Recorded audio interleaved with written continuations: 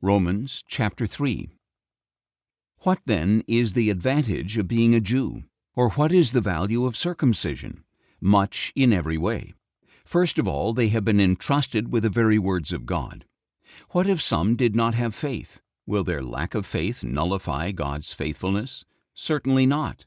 Let God be true and every man a liar, as it is written, so that you may be proved right when you speak and victorious when you judge. But if our unrighteousness highlights the righteousness of God, what shall we say? That God is unjust to inflict His wrath on us? I am speaking in human terms. Certainly not. In that case, how could God judge the world?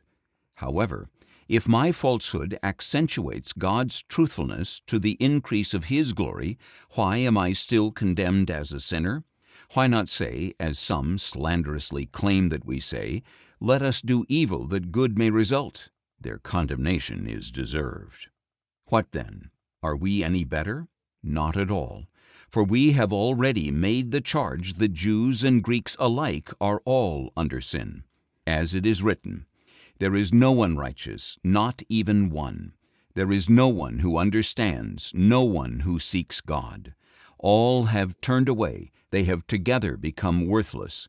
There is no one who does good, not even one. Their throats are open graves, their tongues practice deceit. The venom of vipers is on their lips. Their mouths are full of cursing and bitterness. Their feet are swift to shed blood. Ruin and misery lie in their wake, and the way of peace they have not known. There is no fear of God before their eyes." Now we know that whatever the law says, it says to those who are under the law, so that every mouth may be silenced, and the whole world held accountable to God. Therefore no one will be justified in his sight by works of the law, for the law merely brings awareness of sin. But now, apart from the law, the righteousness of God has been revealed, as attested by the law and the prophets.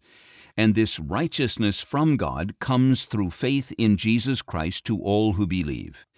There is no distinction, for all have sinned and fall short of the glory of God, and are justified freely by His grace through the redemption that is in Christ Jesus.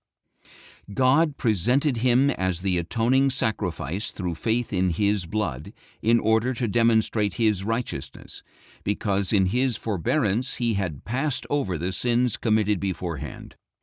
He did this to demonstrate His righteousness at the present time, so as to be just and to justify the one who has faith in Jesus. Where then is boasting? It is excluded. On what principle? On that of works? No, but on that of faith. For we maintain that a man is justified by faith apart from works of the law. Is God the God of Jews only? Is He not the God of Gentiles too? Yes, of Gentiles too, since there is only one God who will justify the circumcised by faith and the uncircumcised through that same faith. Do we then nullify the law by this faith? Certainly not. Instead, we uphold the law.